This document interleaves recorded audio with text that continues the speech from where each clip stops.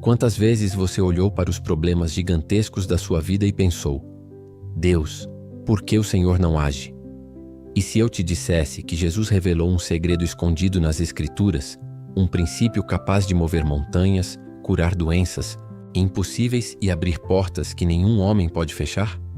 Algo mudará hoje. Porque a fé que move montanhas não é sobre o tamanho da sua crença, mas sobre a natureza dela. Os discípulos ficaram perplexos quando falharam em expulsar um demônio, mesmo tendo orado. Jesus não os repreendeu por terem pouca fé, mas por não entenderem qual tipo de fé faz o impossível tremer.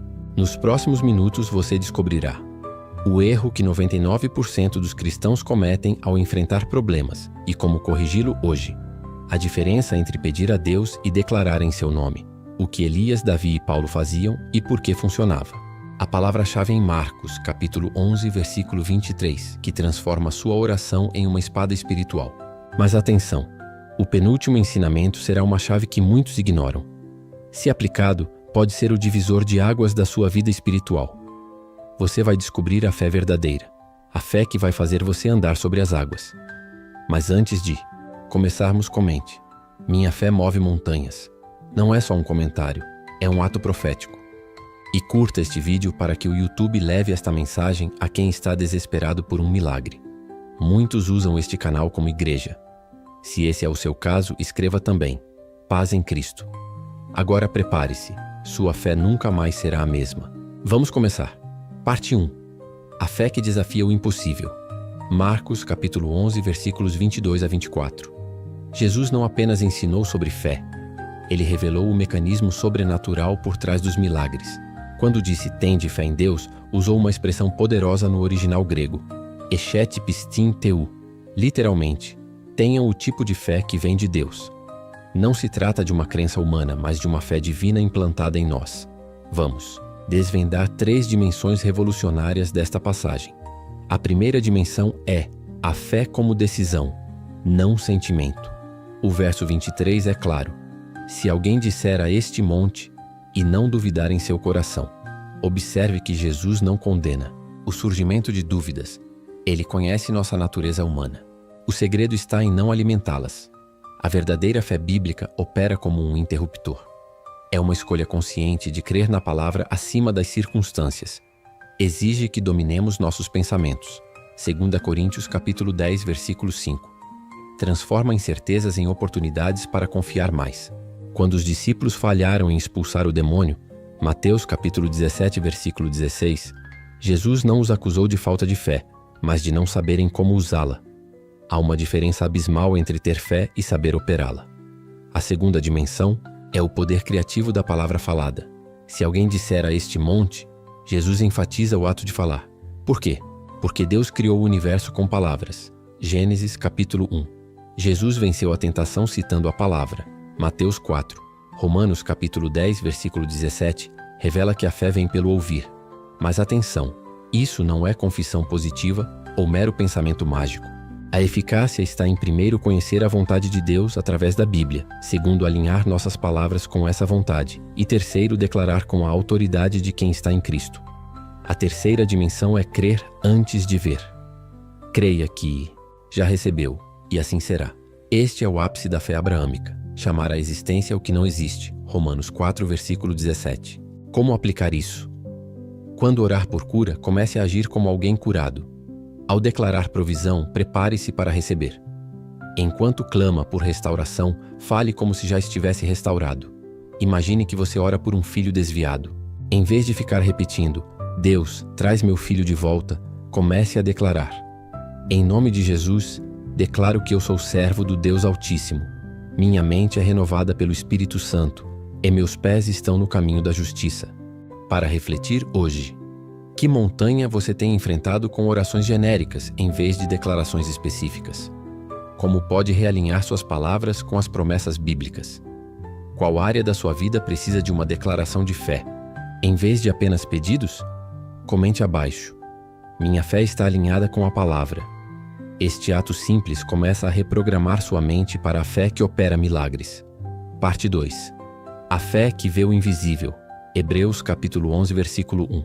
Ora, a fé é a certeza daquilo que esperamos e a prova das coisas que não vemos.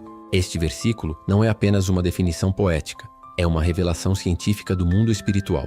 A verdadeira fé opera num nível que transcende os sentidos físicos. Vamos explorar como os heróis da fé em Hebreus, capítulo 11, viveram esta realidade. A primeira lição é a fé como evidência concreta. No original grego, hipóstasis, certeza, significa título de propriedade, algo tão real quanto documentos assinados. Quando Abraão deixou sua terra, Hebreus 11, versículo 8, ele não estava seguindo um sentimento vago, tinha uma convicção jurídica e espiritual. Sua fé era o contrato assinado por Deus antes mesmo da promessa se materializar. A segunda lição é a fé como visão espiritual. Moisés perseverou como quem vê aquele que é invisível. Hebreus 11, versículo 27. Enquanto os israelitas viam apenas o deserto, Moisés enxergava a glória de Deus. Isso explica por que muitos cristãos não experimentam milagres. Estão olhando para as circunstâncias com olhos naturais, não com os olhos da fé. A terceira lição é a fé como linguagem cósmica. Pela fé, entendemos que os mundos foram criados pela palavra de Deus. Hebreus 11, versículo 3. A mesma fé que formou o universo está disponível para você hoje. Quando você declara a palavra com fé genuína, está usando o mesmo código-fonte que Deus empregou na criação. Como aplicar isso hoje? Primeiro, pare de buscar sinais para crer. A fé verdadeira não precisa de confirmação física. Segundo, comece a agir baseado nas promessas bíblicas como se já fossem realidade tangível. Terceiro, desenvolva sua percepção espiritual através da meditação constante na palavra. Comente abaixo. Minha fé é a prova do invisível. Esta declaração ativa seu entendimento espiritual. Parte 3. A fé que supera a lógica humana. João capítulo 11, versículo 40.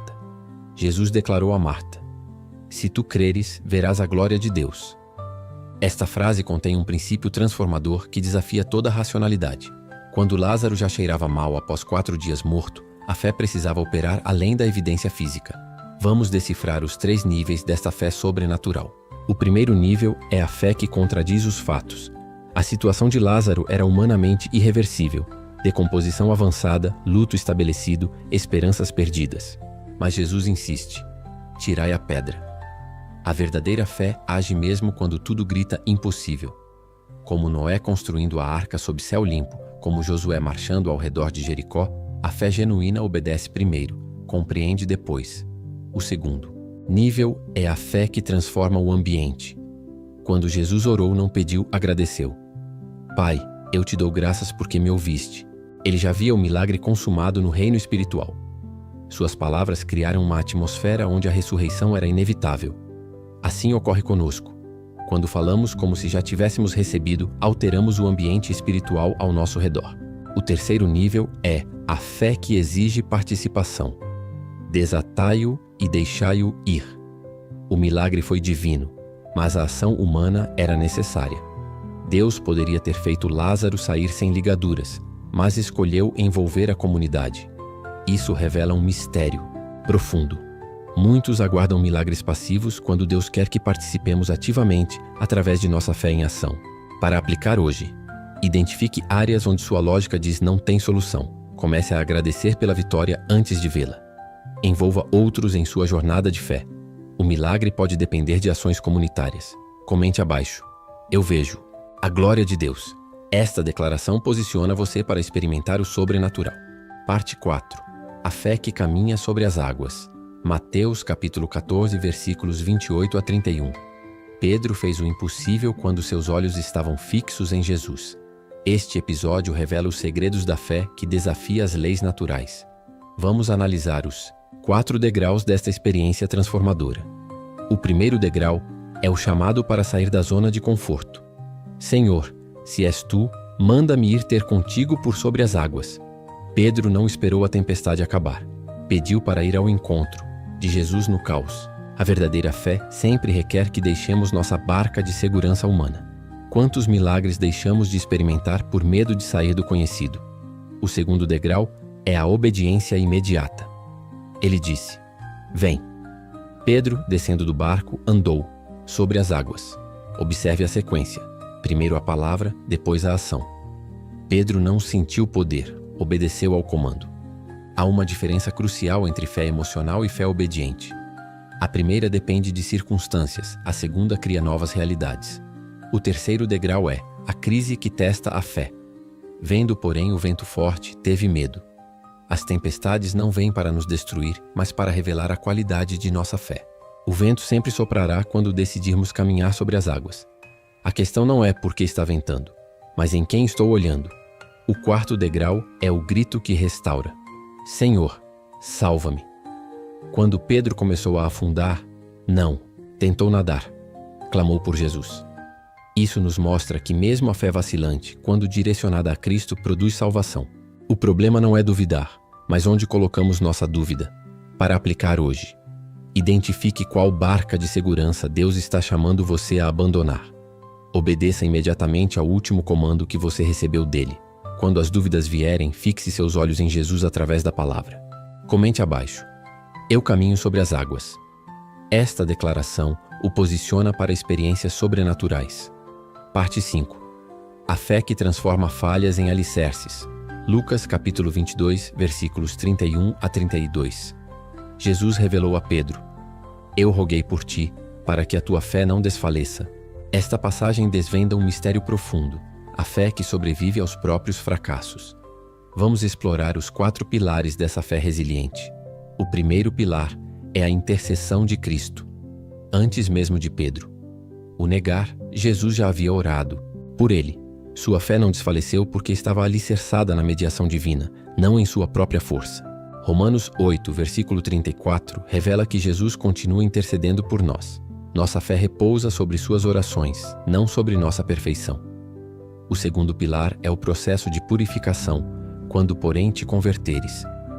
A palavra converter, aqui no grego é epistrefo, significa um giro completo, uma transformação de perspectiva. A fé que cresce com as quedas entende que os fracassos não são finais, mas ferramentas de Deus para nos humilhar e fortalecer. O terceiro pilar é o propósito maior, confirma teus irmãos. Deus permitiu a queda de Pedro com um propósito, para que restaurado pudesse ajudar outros. Sua experiência de fracasso e restauração o qualificou para ministrar como ninguém poderia. Nossas maiores fraquezas, quando redimidas, tornam-se nossos maiores ministérios. O quarto pilar é a fé que aprende a chorar. Pedro, saindo dali, chorou amargamente. Lucas 22, versículo 62.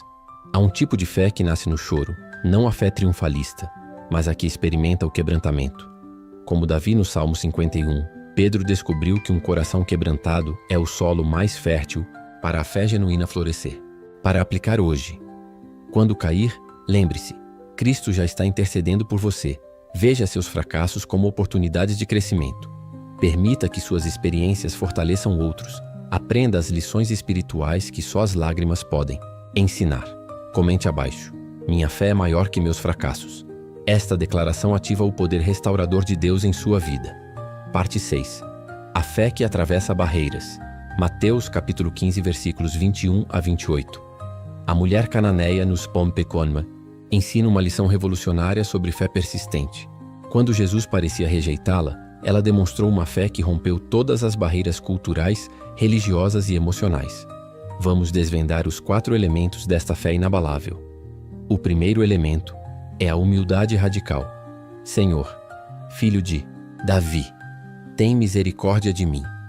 Apesar de ser gentia, ela reconheceu Jesus como o Messias judeu. Sua fé não exigiu que Jesus se adaptasse à sua cultura. Ela se humilhou para entrar no mundo dele. A verdadeira fé começa com o reconhecimento de quem Deus é, não com exigências sobre como ele deve agir. O segundo elemento é a perseverança sob teste. Ele, porém, não lhe respondeu palavra. O silêncio de Jesus não era rejeição, mas refinamento. Quando Deus parece calar, está provando a qualidade de nossa fé. A mulher poderia ter desistido, mas preferiu interpretar o silêncio como oportunidade para demonstrar persistência. O terceiro elemento é a compreensão espiritual. Até os cachorrinhos comem das migalhas. Ela captou a metáfora de Jesus e a usou a seu favor. Isso revela que fé genuína não é teimosia cega, mas discernimento espiritual. Ela entendeu que mesmo as migalhas do poder de Jesus eram suficientes para seu milagre. O quarto elemento é a fé que move o coração. De Deus, ó mulher, grande é a tua fé. Jesus não elogiou a fé de nenhum discípulo como elogiou a desta mulher. Sua persistência humilde fez com que o próprio Cristo se maravilhasse. Isso nos mostra que quando combinamos humildade com perseverança, criamos uma força espiritual irresistível. Para aplicar hoje, abandone qualquer orgulho em suas petições, persista mesmo quando Deus parecer silencioso. Desenvolva discernimento espiritual. Acredite que sua fé pode maravilhar a Jesus. Comente abaixo: minha fé persiste, além das barreiras. Esta declaração ativa o princípio da perseverança vitoriosa. Parte 7. A fé que enxerga o invisível. 2 Reis, capítulo 6, versículos 15 a 17. O episódio em que Eliseu e seus servos são cercados pelo exército sírio revela os segredos da fé que transcende a realidade visível. Quando o jovem servo entrou em pânico ao ver as forças inimigas, Eliseu orou: Senhor, abre os seus olhos para que veja. Esta oração desencadeou uma revelação sobrenatural que mudou completamente sua perspectiva. A primeira verdade que descobrimos aqui é a realidade paralela do mundo espiritual. Enquanto o servo via apenas o exército inimigo, Eliseu já contemplava as montanhas cheias de cavalos e carros de fogo ao seu redor. Isso nos ensina que há uma dimensão espiritual operando constantemente ao nosso redor, invisível aos olhos naturais, mas tão real quanto o ar que respiramos. A segunda lição é o poder da perspectiva divina.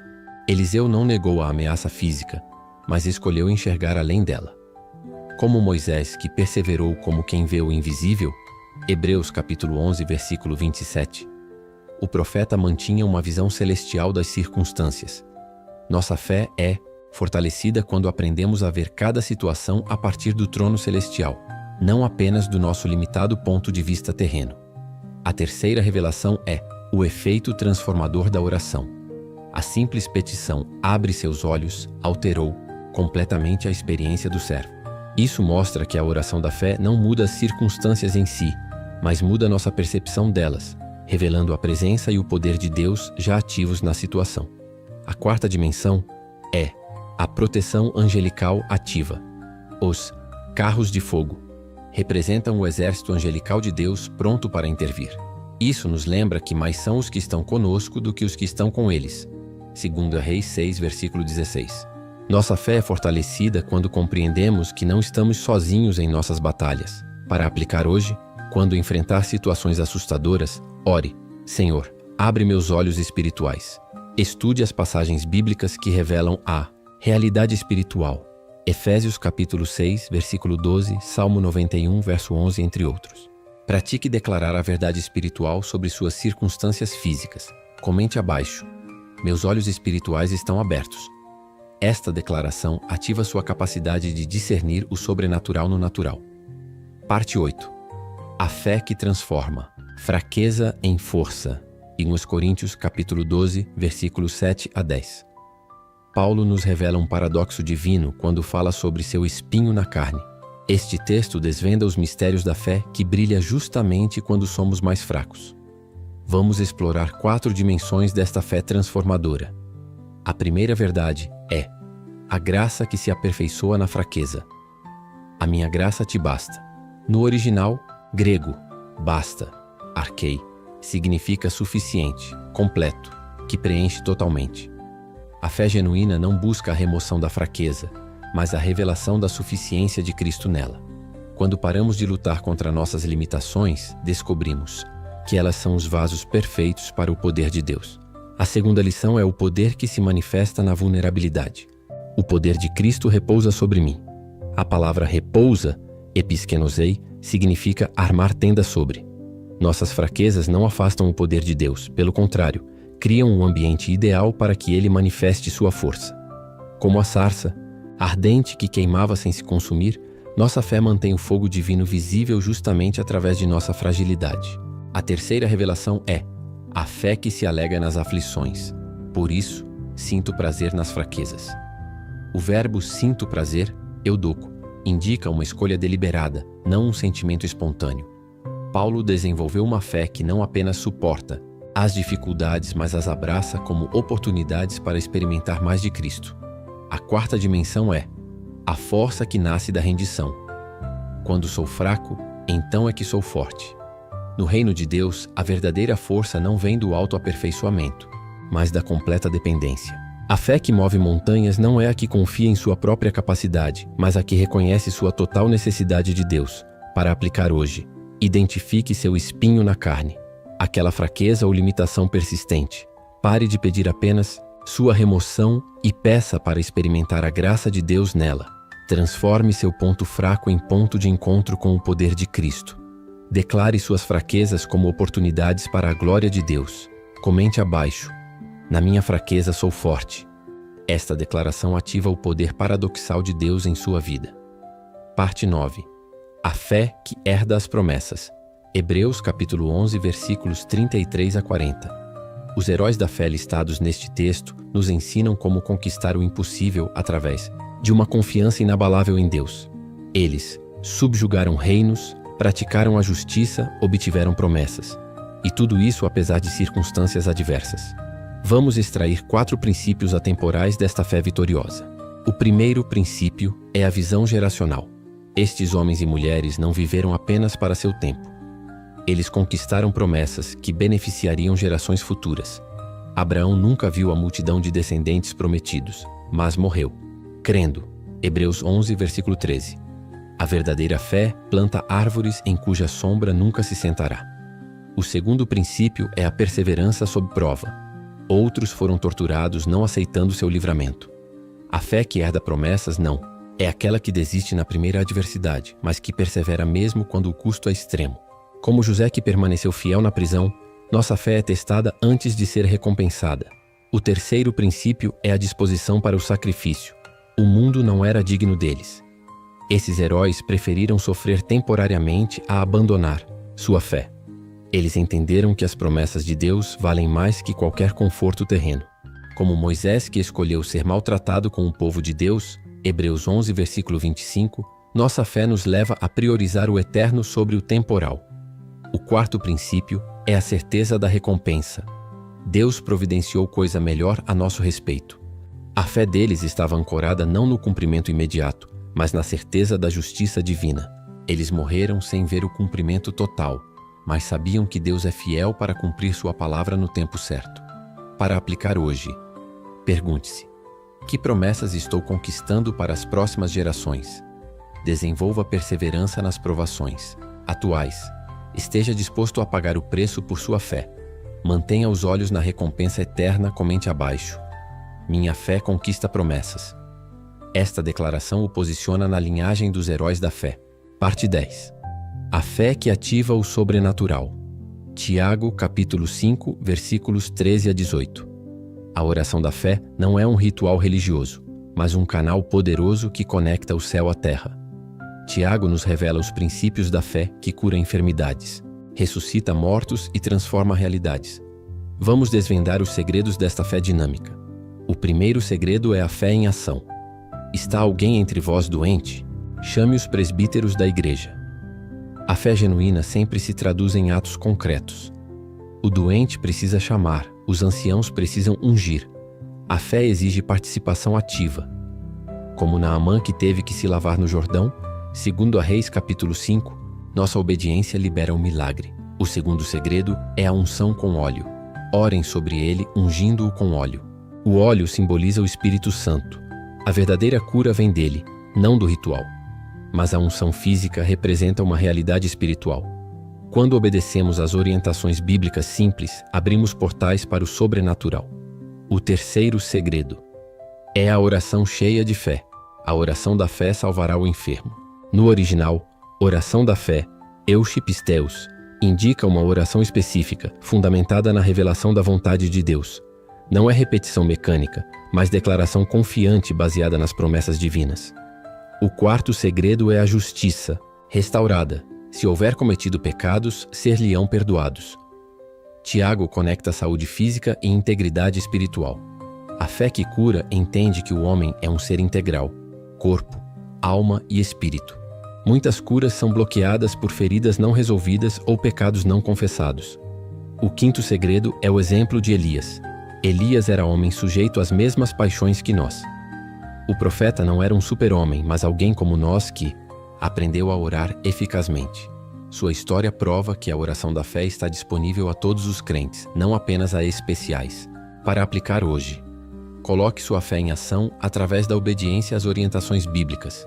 Busque a unção do Espírito em cada oração.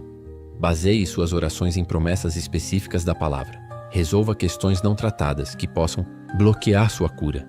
Lembre-se, você tem o mesmo acesso a Deus que Elias tinha. Comente abaixo: minha oração move o céu. Esta declaração ativa o poder da fé em sua vida. Conclusão: você chegou até aqui porque o Espírito Santo falou ao seu coração. Nestes ensinamentos, descobrimos juntos os segredos da fé que move montanhas. Não uma fé teórica, mas viva e ativa, capaz de transformar sua realidade. Agora tudo depende de como você responderá a esta revelação.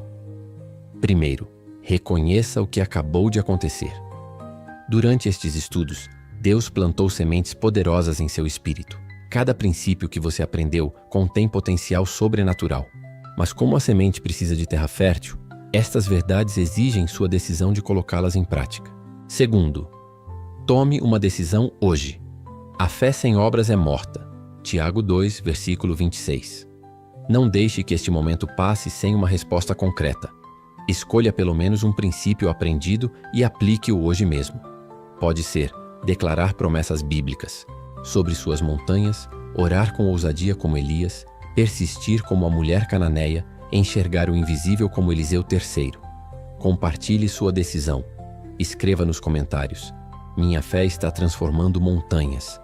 Esta não é apenas uma frase, é um ato profético que sela seu compromisso com Deus. Edifica outros irmãos. Faz o inferno tremer. Quarto, multiplique este impacto. Você sabia que apenas 7% dos que começam vídeos como este chegam até o final? Você é parte de um pequeno grupo seleto que levou a sério a voz de Deus. Agora, curta este vídeo. Isso ajuda o algoritmo do YouTube a mostrar este conteúdo para mais pessoas. Compartilhe com 3 pessoas. Pode ser alguém que está desanimado ou enfrentando grandes desafios, ou para pessoas que você acredita que precisa de mais fé. E por último, inscreva-se no canal. Cada inscrito é como uma lâmpada acesa em meio às trevas. Quinto, experimente a paz de Cristo. Antes de sair, faça o seguinte: fique em silêncio por 1 minuto. Ouça a música de fundo. Agradeça a Deus por tudo o que Ele revelou a você hoje. Permita que o Espírito Santo continue falando ao seu coração. Último aviso espiritual: o diabo tentará roubar estas sementes. Marcos capítulo 4, versículo 15. Não deixe que a rotina ou as dúvidas apaguem o que Deus acendeu em você hoje. Volte ao canal para assistir os outros vídeos. Sua jornada de fé está apenas começando. Comente agora: minha fé está transformando montanhas. Curta e compartilhe. Inscreva-se para não perder o próximo estudo. Que a paz do Senhor Jesus, que excede todo entendimento, guarde seu coração e sua mente. Amém.